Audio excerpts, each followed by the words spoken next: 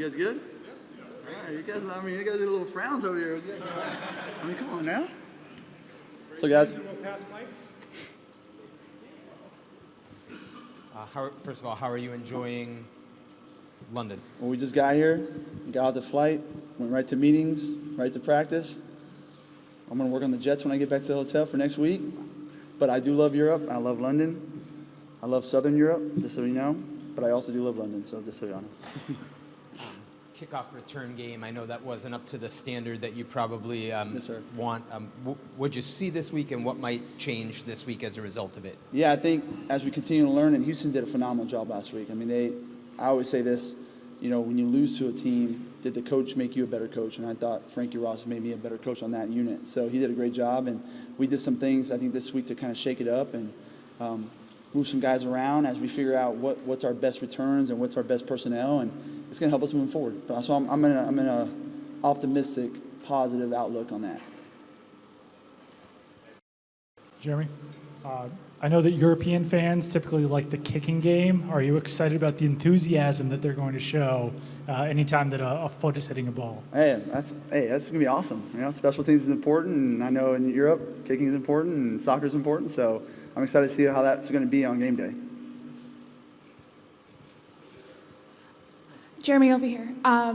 We saw Brenden get that extension this week. Just how important is he to I know we've asked you this multiple times this season, but considering what just happened, how important is he to your unit? I mean, just the fact that let alone I had 30 coaches around the league text me to tell me, hey, that's really good you locked him up, because I can tell you right now that if we didn't do that, he was going to go somewhere and get locked up for a pretty big amount of money. So that just to let alone how many coaches respect him around the league. And what he means to this team, that they actually did that right now in this part of the season, and what the organization thinks about him and what the team thinks about him and the coaching staff. He's just, again, a phenomenal leader for us, a phenomenal guy, and he deserves every penny of it. And I want him to continue to grow and play in this league for a long time. Hi. Hello. Lovely to have you here. I like your accent. Love your accent. Thank you. We're asking everyone to be ambassadors for the Patriots.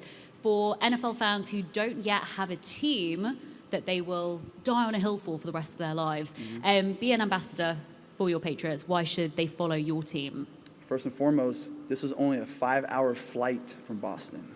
That's a quick flight. You want to be a Dallas Cowboy fan, that's a 12-hour flight. You want to be a LA Rams fan, that's a 20-hour flight, whatever it is, all right? So we're 5 hours away.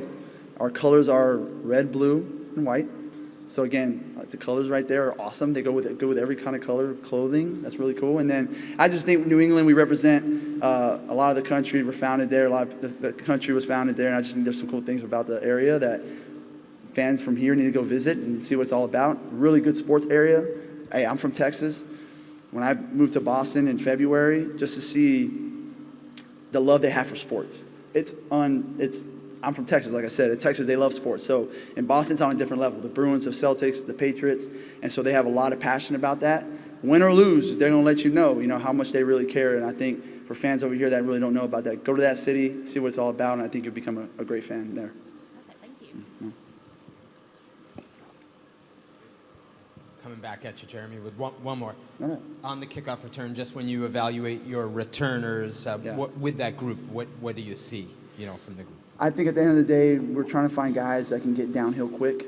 There's not a lot of movement. Like you might say, all right, Marcus Jones is a hell of a returner, but again, those guys are getting hit, and they're getting hit hard around the league. So you don't really want a guy back there that's going to do a bunch of moving around like on punt return. It's more guys that can straight downhill, get to the point, make one cut and go, and can be able to take a big hit when they can. So bigger bodies are essentially like what I'm looking for as well. Special teams has been a huge positive on this football team. How do you keep challenging your players and raising their level? Consistency.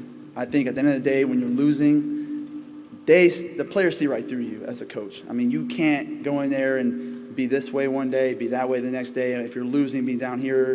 And then when you're winning, everything's all great. Because in life, like when you win, everything's good. But when things are going bad at home, things are going bad in school, and bad in your job, you got to set the standard, and I think it all starts with us. So me setting the standard, being consistent in what I do, taking the same approach every day, having a good positive outlook on things, it's only going to help us as we face adversity through the season. But when we start winning and it starts clicking, then guys are going to start believing at the end of the day.